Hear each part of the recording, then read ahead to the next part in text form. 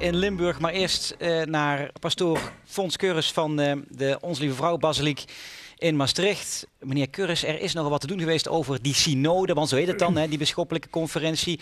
En de uitkomst was eigenlijk, als we het over dit kleine puntje homoseksualiteit en tweede huwelijken hebben, die hebben 2 weken vergaderd en er is niets uitgekomen. Wat vindt u daar nou van? Oh, dat is een beetje fors uitgedrukt. Ja, doe ik graag. Nee, ik ben er zelfs niet bij gezeten. Maar op de eerste plaats die toon die zeer aangeslagen is en de manier waarop men naar buiten heeft gecommuniceerd, is min of meer in zo'n instituut wat de diepte in moet, is toch een beetje revolutionair. Men heeft alles prijsgegeven, alle onderwerpen die zijn gepubliceerd. En daar is dus uitdrukkelijk een geprobeerd en ieder die achter de schermen durft te kijken en die deze paus volgt, die hoeft toch niet uitspraken af te wachten. Die voelt toch aan in welke richting de paus de verlossing ziet. Maar dat is wel interessant, u zegt, welke richting? Want er waren tussenrapporten gedurende die 2 wekelijkse vergadering. Er is 1 tussenrapport geweest en die waren vrij hoopvol voor de homoseksuele gemeenschap. En uiteindelijk is dan het eindrapport minder vlijend, minder open. Ik had ook niet anders verwacht. Oh? Nee, als je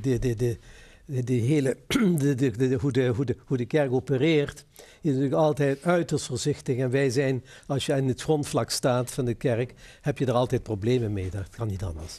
Want je wilt natuurlijk toch iets uitstralen wat de mensen hoop geeft en wat hun duidelijk ook houvast biedt. Maar moet het niet verder gaan, meneer Vossen, dan hoop geven? Dit was een hoopgevend tussenrapport en het eindrapport was eigenlijk minder hoopgevend. We kunnen die kerk in feite zien, zoals pastoor Curus ook aangeeft. Het is een proces wat heel langzaam op gang komt. En ik denk, het komend jaar zal de discussie verder in de landen verder moeten gevoerd worden. En we zien volgend jaar zien we wel van hoe het verder gaat en wat er uitkomt. Maar ga dan nu eens kijken van wat op de basis gebeurt. En dan kijk ik gewoon puur in Limburg.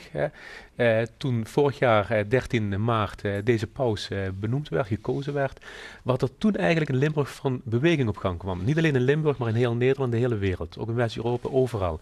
Heel veel mensen die eigenlijk geraakt waren door de manier waarop deze paus zich naar de wereld toe openbaarde. Buenos Aires, 's avonds laat daar op het balkon. Heel duidelijk die wereld toesprak. Daarna naar Lampedusa ging. Daarna in feite met de Witte Donderdagviering de gevangenen de voeten liet wassen. Ja. Het zijn iedere dag opnieuw, iedere week opnieuw komt die paus in de belangstelling en staat hij in het nieuws en laat hij zien van waar het eigenlijk om gaat, om de gewone mens. Maar u zegt er is ook in Limburg heel veel veranderd sinds hij paus is, Franciscus. Ja. Zoals?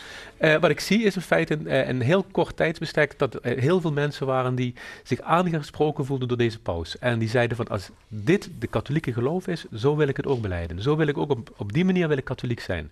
Nou, vorige week stond in de Limburger een heel artikel in feite over deze paus. Er stonden 3 verhalen van 3 mensen. Alle 3 mensen waren in feite mensen die eigenlijk die kerk vaarwel hadden gezegd. Daar buiten waren.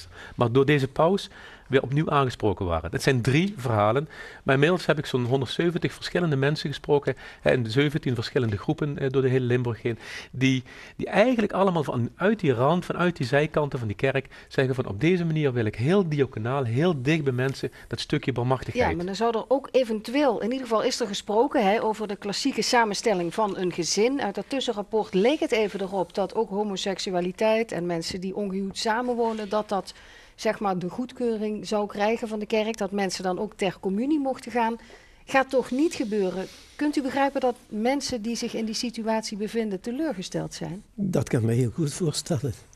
Dat wil ik, maar ik kan helaas geen beter beeld schetsen, behalve in de praktijk zelf.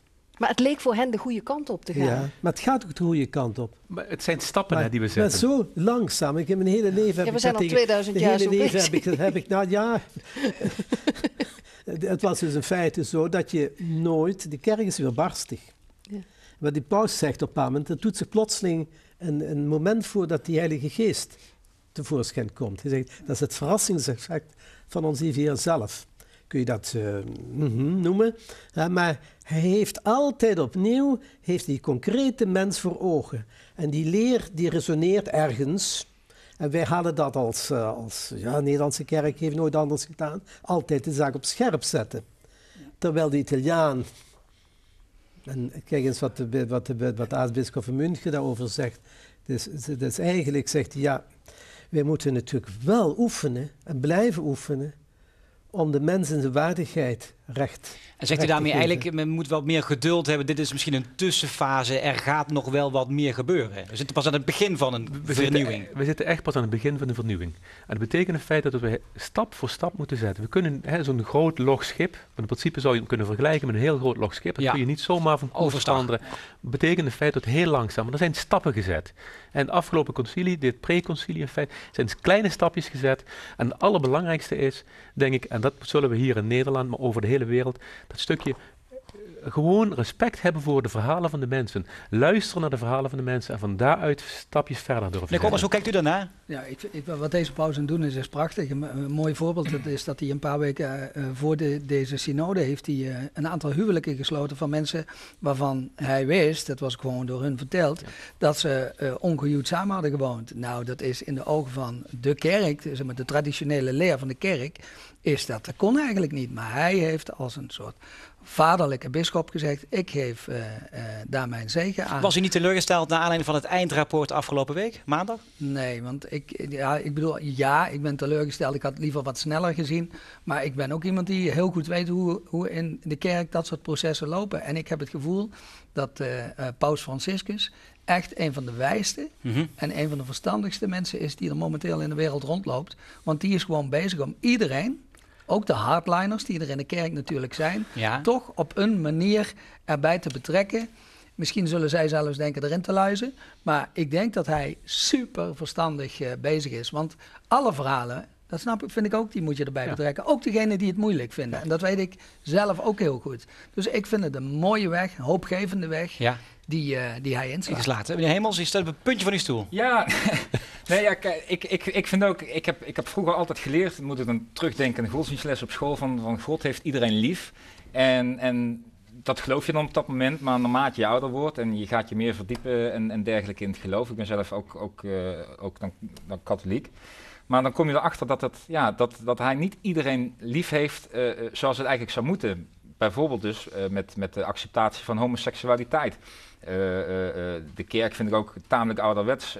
Bijvoorbeeld dat voorbehoedsmiddelen verboden zijn of niet gebruikt mogen worden volgens de kerkelijke leer. Dus, en ik hoop gewoon dat zulke problemen gewoon zo snel mogelijk opgelost worden. Want de mensen die hier en nu leven, die hebben niks eraan dat het over 50 of 100 jaar anders wordt. Ja. Dus ik zou zeggen gewoon, liever hoe sneller hoe beter. Dat is dus uw mening van deze tijd. Vanmorgen op LN Radio was er eenzelfde discussie ook. Er belde een luisteraar op die heeft een wat conservatievere mening als het gaat om de kerkelijke woorden van de paus. Je gaat in de kerk zeggen van ik trouw voor eeuwig tot de dood je ontscheidt. En dan zou je dan weer opnieuw voor de kerk kunnen gaan trouwen, dan zeg je weer. Ja, tot de dood ontscheiden is toch belachelijk. Ja. Kijk, dan hoef je dat ook niet te zeggen. Dus ik heb zoiets van, blijf trouw aan God en niet aan de valse profeet, de paus Franciscus. Want dat is een valse profeet. Een valse profeet, meneer Keuris, wordt hier gezegd door deze dame. Ja, deze mevrouw heeft de harde lijnen. Er zijn nogal wat mensen in de hele kerk, internationaals met name, die harde lijn volgen en die dus ook niet schromen om dat uit te spelen, omdat een strijd in een kerk kan grimmig zijn, hoor. Dat is niet altijd zo lief. En wat de paus wel ergens zegt, ook een beetje tot steun van deze mevrouw, we moeten niet vervallen in buonisme. Buono is goeieheid. We moeten geen Sinterklaas worden allemaal. En zeggen, die goede God laat ons dat allemaal toe. Ik weet niet of God altijd zo goed is. Dat weet ik gewoon niet. Dat respect moet ik alleen maar uitvergroten. Als ik dat niet doe, dan kom ik in een poldermodel terecht en krijg je gewoon een discussiemodel. En dat kan het niet zijn, alleen maar een discussie. Wel, hoe moet ik ter plekke uit mijn eigen situatie mij redden? En wie kan mij daarbij steun geven? En een van de ingewikkeldste dingen vind ik bij dit soort discussies is dat er heel veel mensen zijn die eisen dat de ander tolerant is naar jou toe.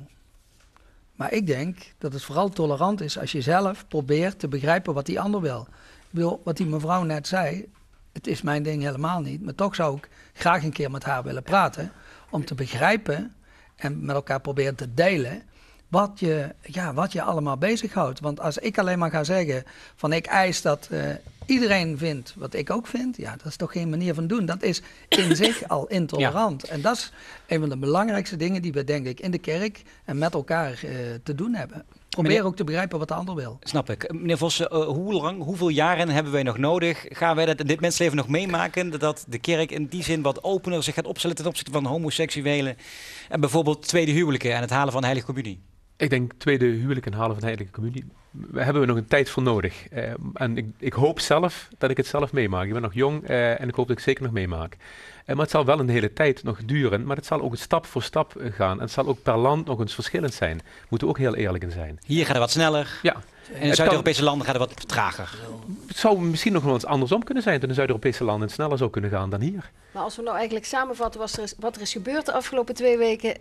Het is wel aan het vernieuwen, alleen het heeft veel tijd nodig. Het heeft heel veel tijd nodig. In feite het Tweede Vaticaans Concilie. Als we daarop terugpakken, nu 50 jaar geleden, daar ging ook de ramen open. Het is in feite een hele tijd de ramen open geweest, maar er zijn ook de ramen weer dichtgeslagen. Omdat we in feite het proces toen niet goed genoeg ingezet hebben. En we moeten het proces nu, en daarin geef ik de heer Koopmans heel duidelijk gelijk, deze paus is in feite een ontzettend goede politieke speler. Die heel goed weet van hoe hij de verschillende kampen binnen die kerk bij elkaar moet krijgen. Voor een paus is die nog relatief jong, dus hij kan nog even doorgaan met vernieuwen, hopen we. Hè? We hopen nog lang van deze paus te mogen genieten. Ja. Dan een heel ander